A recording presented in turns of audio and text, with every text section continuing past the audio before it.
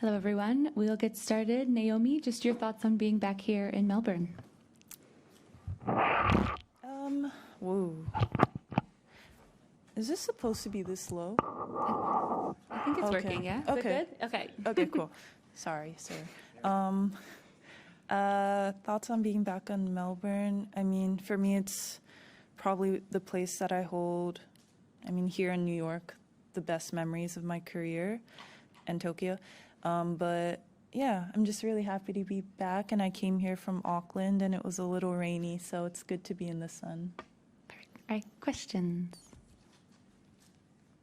Yeah, we'll go ahead here. Tennis Australia. I read that you had an MRI scan after Auckland. I was wondering if you'd be happy to share the results of that and what your shape is after that injury coming into this tournament. Well, I'm normally a really honest person, but I probably won't answer your question honestly. But I mean, the MRI wasn't great. It wasn't like fantastic, but it wasn't bad at the same time. So, saying all that to say, I'm pretty optimistic about playing my match. For sure, I'm going to play my match. And yeah, I've been practicing pretty well for the 2 days that I've been here, so seems to be going good. Ben, yeah. Ask about your deja vu first round here against Garcia. What was your thought when you saw that? And I guess I feel like you've gotten to know her better also over the last year as well. So can you just talk about seeing her again and what's changed between you two in the last year? Yeah, I honestly thought, I asked Stuart, and I thought he was joking when he said that. But I don't know. I feel like we haven't played in a couple of months, so maybe it was to be expected too. But yeah, I would say my relationship with her, it's definitely grown a lot. I can't say like we're BFFs, but I really respect her a lot, and I feel the same energy coming from her. And I also like the fact that we were born on the same day. So we have the same birthdays, so I can't ever have bad blood with a fellow Libra. Yeah, right here. Tennis Australia. I was just wondering what your mindset was like for going into the first Grand Slam of the year. How are you feeling going into it? At a place that you've done so well at in the past. I think my mindset now is probably the most clear it's been in a very long time. Obviously, I did pretty well in Auckland. Like I know I debatably lost in the final, but in my head I kind of won it, and for me that's definitely a new career stat because I've only ever been to the semis in tournaments before this one. So I'm really excited to play here, and I'm also excited to be here with Patrick because we technically haven't lost yet. So it's going to be a good run, I think. Yeah, Matt. Hey, Naomi. How do you compare where you were a year ago when you were showing up here and coming out of the maternity leave, and how things have changed in the last year, and how your brain is in a different place now? How do you compare those two sort of mental exercises? I would say when I came here last year, it was kind of like hopes and dreams, and me sitting here is like reality. Which it's funny because I do have the same hopes and dreams, but it's more like understanding how much hard work it takes to, I guess, come to this point. And very transparently for me, I feel like the tennis was kind of always there in a way.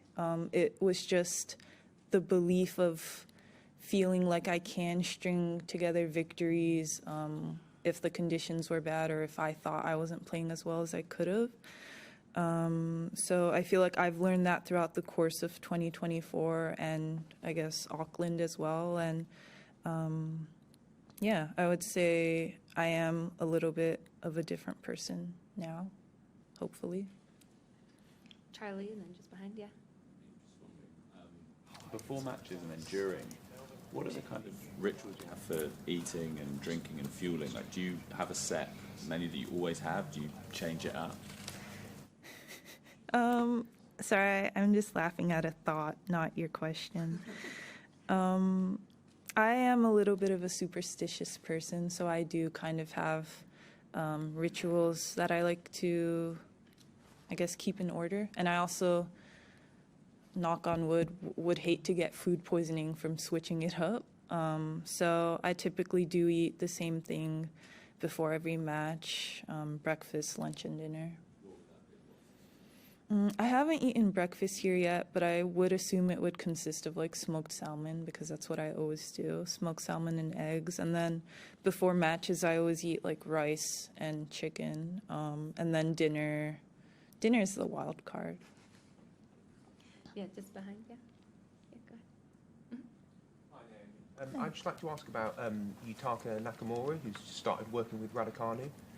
If you could just share some of your memories of working with him and what you think it is about him that makes him so good at what he does. You're going to hate to ask me this question. I'm not going to give you anything. What I remember about Yutaka, I mean, he's great at his job. He's super funny. He loves to take selfies. He loves sushi, so she's going to be at every sushi restaurant in town. And yeah, he's just an overall really kind person. That's something that I remember about him a lot. He's just very kind, very empathetic, and he's just lovely. You're welcome for this very detailed answer. All right, last two English questions, Russell and Catherine, yeah. My name is Russell Fuller from the BBC. I know when you lost that final, in quotes, in Auckland, it was very upsetting at the time. How much of a big deal is it for you to win a first title since you came back to the tour? I don't know how you define success these days, whether that really matters to you.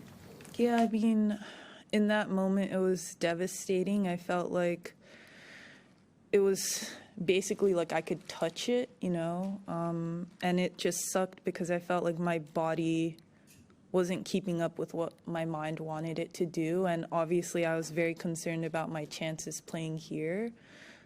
So I felt like the best decision was to pull out, even though I really didn't want to.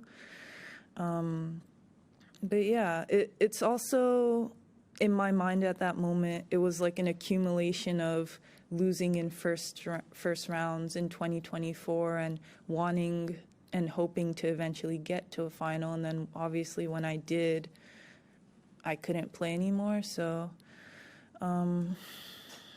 yeah, I'm kind of strangely over it now. Like 30 minutes after that happened, I was over it because I felt like I'm playing really well and I can only just keep continuing and hopefully I'll get to another final. All right, last English question, Catherine, yeah. Hi, Naomi. I just wanted to ask about the process of physical training postpartum. Obviously, most kind of expertise and research on elite athletic training sort of is centered on like default male body. Like, I just wondered if you would sort out anyone with specific expertise on female bodies postpartum and how that affects sort of elite level athletic physical training. I feel like my answer might get me in trouble, but I feel like I just trust the people around me so much, and I feel like their knowledge is something that I treasure a lot, so I just kind of run with what, you know, they think is best, and that was kind of my whole postpartum plan. I'm so sorry. You asked a great question, and I'm like, I did not give you a great answer at all. But yeah, I mean, after giving birth, it was definitely really tough to even run. So I do understand why people think, well, I do understand why it's very difficult to, I guess, get to professional level, especially after postpartum. But for me, I've also been doing sports since I was like 3, so it's a little bit natural. But yeah, I'm not the greatest person to ask. expertise there even is out there to. Yeah, I feel like there is no guidebook, but you kind of just go off what your body says, or like everyone's body is different. So for me, I felt like I could withstand a lot more training than probably, I don't want to say an average person, but a non-sports person. All right, thank you. Other Japanese questions? Yeah, Aki, yeah. あ、久しぶり。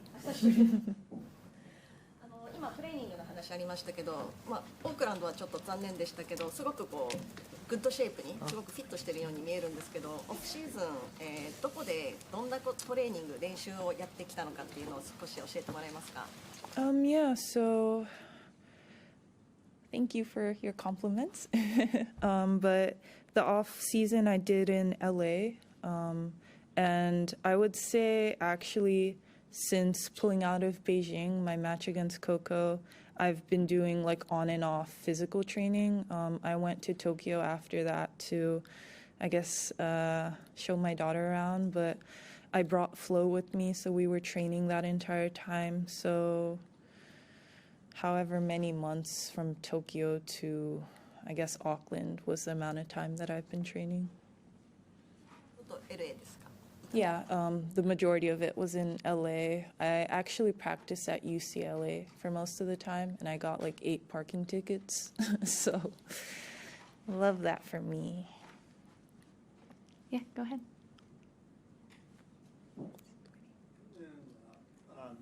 長いブランクからスタートして、ちょっと大変な年だったと思いますけれど、今年は1年間どういうふうにして戦ってどういうゴールを目指していますか？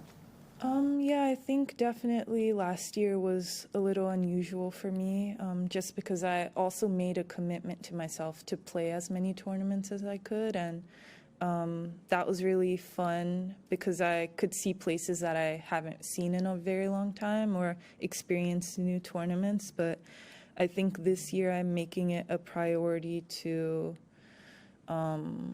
obviously play less than last year, but I want to do better in each tournament. So it's not like I'm going into my schedule like marking tournaments off or anything. It's sort of a more wing it as I go, and I hope that I do really well at this tournament so I can kind of start my schedule off in a more, I would say, consistent manner.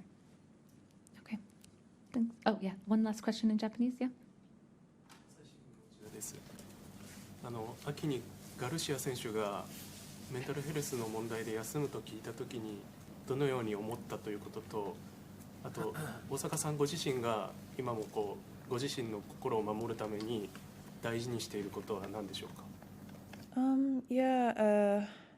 I do remember talking to Caroline on her podcast, and I do know that we had pretty good conversations, and she's also talked about her mental health as well.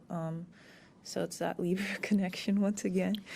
But yeah, I feel honestly like most tennis players probably feel the same things. We just express it in different ways, or we just go about it in different ways. So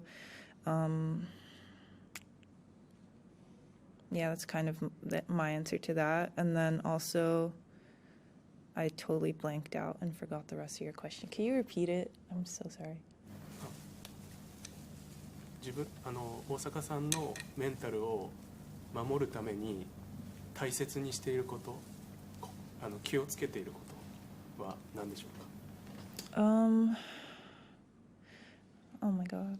Is there a translator? I'm so sorry. When I get tired, I can't translate in my head. Aki, yeah, can you help? Yeah. I'm so sorry. Yeah. What are you basically every day? What are you doing in terms of protecting your mental health? Yeah, mental health. Okay. So sorry. What am I doing every day?